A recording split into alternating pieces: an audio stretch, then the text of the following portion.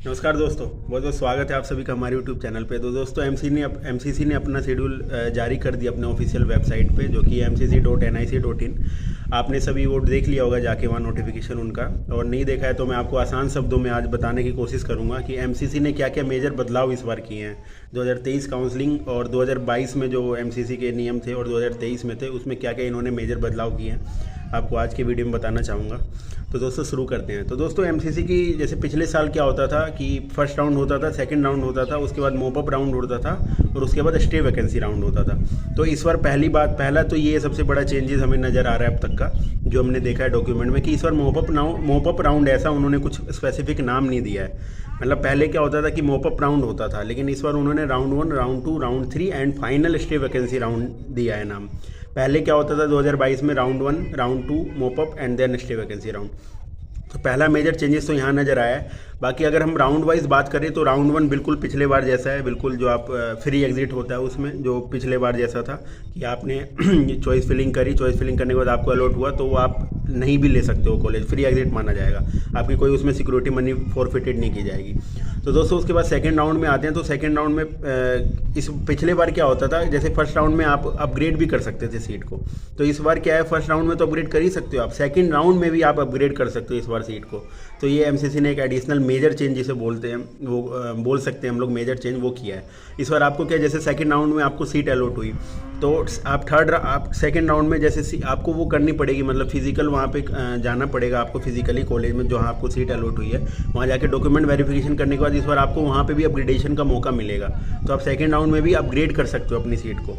फिर आपको मान लो थर्ड राउंड, जो कि पहले मोपअप राउंड होता था, अब मोपअप नाम ना देके उसको थर्ड राउंड बोला गया है। थर्ड राउंड में मान लो कि आपको अपग्रेडेड सीट अलॉट हो गई है, जो आपने मान लो आपको अच्छे वाला अपग्रेड होकर कॉलेज मिल गया, तो आपको पहले सेकंड राउंड के जो कॉलेज मिला वहाँ जाना है, वहाँ से एक रिलीविंग लेटर मिलेगा आपको, वो लेना है। उसके बाद आप थर्ड राउंड का जहाँ आपको अलॉट हुआ है उस कॉलेज में जाके आपको डॉक्यूमेंट वेरिफिकेशन कराने हैं।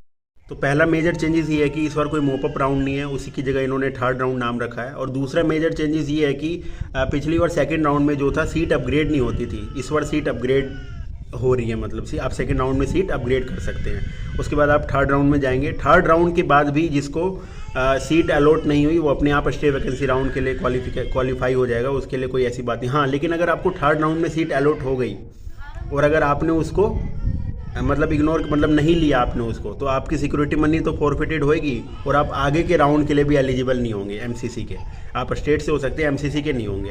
और अगर आपने यही काम फोर्थ राउंड मतलब स्टे वैकेंसी राउंड में किया ना, अगर आपको कोई कॉलेज अलॉट हुआ और आपने उसको नहीं लिया, तो इस बार एमसीसी ने बहुत स्ट्रिक्टली साफ कहा है कि आप पे 2 साल का बैन लगा दिया जाएगा। मतलब आप आगे के 2 साल में एमसीसी पे आप काउंसलिंग नहीं करवा सकते अगर आपने फोर्थ यानी कि स्टे वैकेंसी राउंड में मिली हुई सीट छोड़ दी। तो अगर आपने देखो, फिर से मैं बता देता हूँ, अगर आपने सीट छोड़ी तो क्या होगा। देखो फर्स्ट राउंड में अगर आपने सीट छोड़ी कोई बात नहीं, फ्री एग्जिट है।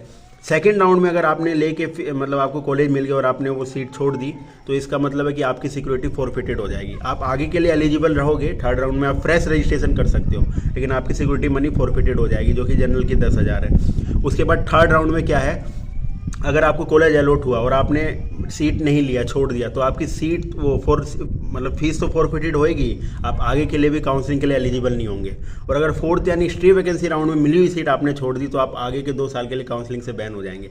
तो यही मेजर चेंजेस इस बार देखने को मिले हैं दोस्तों। आशा करता हूँ कि मैंने आसान शब्दों में आपको समझाया होगा।